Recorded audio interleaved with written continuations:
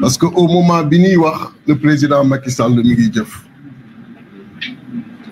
amul ci àdduna fu nu jëlee fonction président de la République muy doon l'objet d'une nomination. Daanu nommer un ministre, daanu nommer un directeur général, mais un décret qui nomme un président de la République au Sénégal, le président Macky Sall crée. Cette fonction, ce sont 7 500 000 électeurs qui ont le droit de l'attribuer à un citoyen sénégalais candidat retenu par le Conseil constitutionnel. Mais le président Macky Sall a décidé, de par un stylo, de se substituer à ces 7 500 000 électeurs. Donc, ci biiram jël bigam ni bis naka tey daggal naa sama bopp un mandat d'1 an. C'est bien de le préciser que c'est 1 an. Parce que le 15 décembre, si l'élection se tient, au moins 40 jours après l'AIDEM, et on sera au mois de février. Li Wolof Njaay di wax nag mooy ku nekk ak histoire retenir que ci yow. Est-ce que da nga bëgg histoire retenir ci yow ni lii bi mu amee da nga toog seetaan ou bien da nga bëgg histoire retenir ci yow que lii bi mu amee lay sa taxawaay def nga ko comme taxawaay. Lii sunu taxawaay ñun en tant que candidat et leader tous les jours nous le faisons. La dernière fois quand on vous avait en face de nous, on avait clairement dit que nous allions engager notre campagne électorale, ce qui a été fait. Ils nous ont gazés, certains arrêtés, d'autres blessés. Mais ce n'est pas ce qui va nous ralentir. On a habitué les Sénégalais à prendre les gaz lacrymogènes pour la défense de notre démocratie, pour la défense des libertés. Je suis fier de dire que j'ai inhalé les gaz lacrymogènes de Ousmane Ngom, les gaz lacrymogènes de Mbaye Ndiaye, les gaz lacrymogènes de Abdoulaye Daouda Diallo, les gaz lacrymogènes du ministre Ali Ngouille Ndiaye, les gaz lacrymogènes de Maître Antoine Diome. J'inhalerai les gaz lacrymogènes de Sidiki Kaba. Parce que c'est notre démocratie qui demande cela.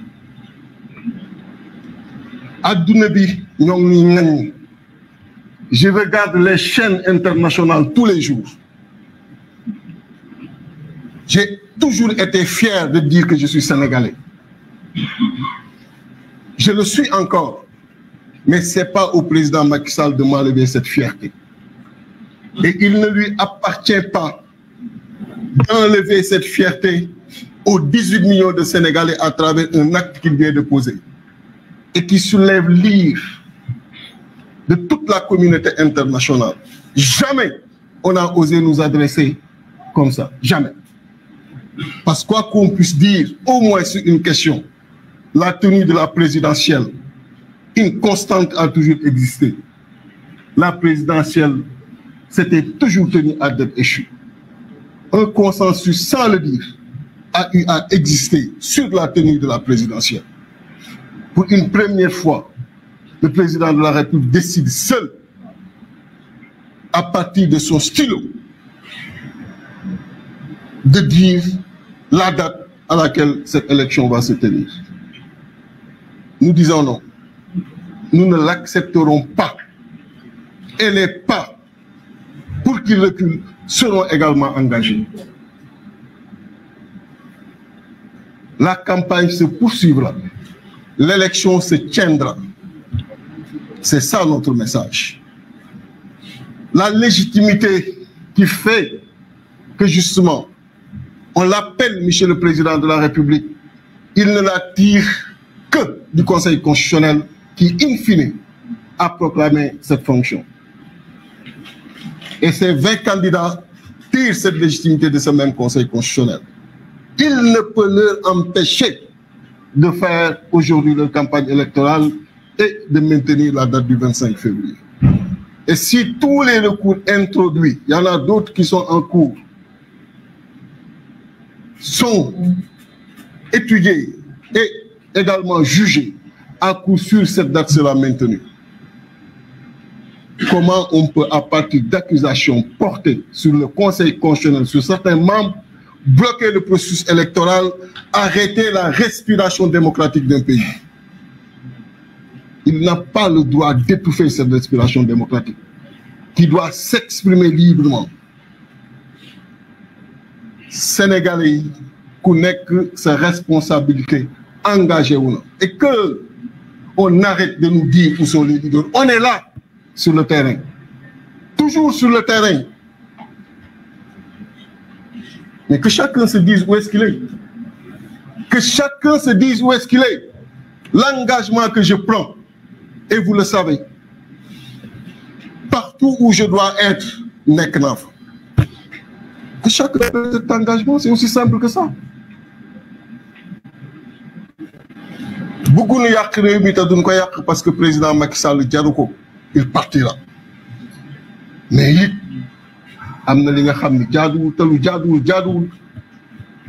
je suis outré, attaqué dans ma dignité profonde, parce que j'aime dégager la fierté devant n'importe qui. Et quand on parle aujourd'hui du Sénégal, à une tech qui veut un plateau à l'international, d'une chahuté, moi, de Tchefal, ça me choque. Parce que tech qui veut dans ce moment. Et le président Macky Sall, il n'a pas ce droit. Parce que nous savons que nous sommes comment nous donne ci aduna jox contenu ak yow ci lu mu meuna don ñu wala ci suñu bop. Donc il n'a pas le droit de présenter le Sénégal ci aduna.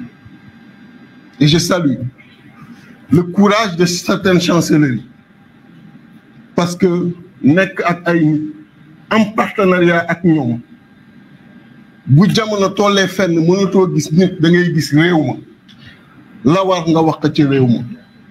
Je salue la position courageuse des États-Unis et de la CEDEAO dernièrement. Et j'attends la même position chez les autres chancelleries qui sont dans ces pays-là, partenaires du Sénégal.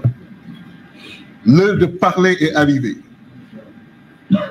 Et je dirais à tous les chefs d'État qu'ils ne compose plus avec le président Macky Sall, parce qu'à partir du 2 février, il n'est plus le président de la République du Sénégal. Il deviendra le président de sa propre personne, et non le président des 18 millions de Sénégalais, parce que justement, 7 500 000 électeurs qui ont ce droit-là, on leur a suspendu ce droit, et ils ne lui ont pas conféré la légitimité de continuer à être le président de la République. C'est son simple stylo qui lui permet aujourd'hui de maintenir la fonction. Et par conséquent, ce stylo ne peut parler que pour lui-même. Il ne peut représenter que lui-même. À partir du 2 avril, il n'est plus le président de la République du Sénégal.